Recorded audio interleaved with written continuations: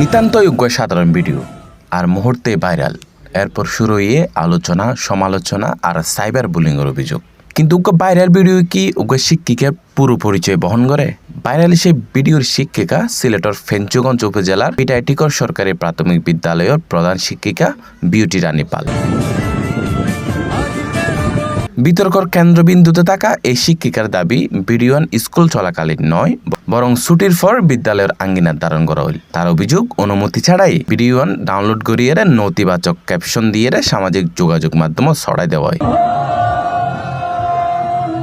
যার কারণে শিক্ষিকা সামাজিকভাবে হেনস্থার শিকার হইয়ে। তবে ভাইরাল ভিডিওর বাইরেও রইয়ে তার আরেকখান পরিচয়। জাতীয় প্রাথমিক শিক্ষা পদক 2026 সিলেট জেলার শ্রেষ্ঠ প্রধান শিক্ষিকা নির্বাচিত হয়ে বিউটি রানী পাল।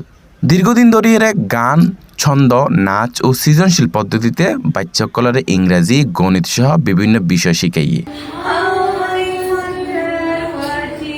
সামাজিক যোগাযোগ মাধ্যমের অন্যান্য ভিডিওতে দেখা যায় আনন্দের মধ্য দিয়ে বাচ্চাসকলের শিখাইতে তিনি বেশি বিশ্বাস করে। ঘটনার কেন্দ্র করিয়ে দেশ জুড়ে শুরু হইয়ে অভিনব সংহতি। শত শত প্রাথমিক বিদ্যালয়ের শিক্ষিকা একই গানত রিলস তৈরি করিয়ে বিউটি রানী পালর প্রতি সমর্থন জানার।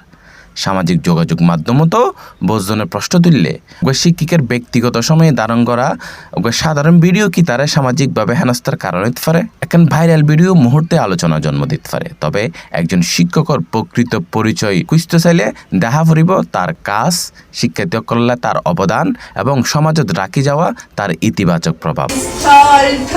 Desk report, C+ TV, Chittagong.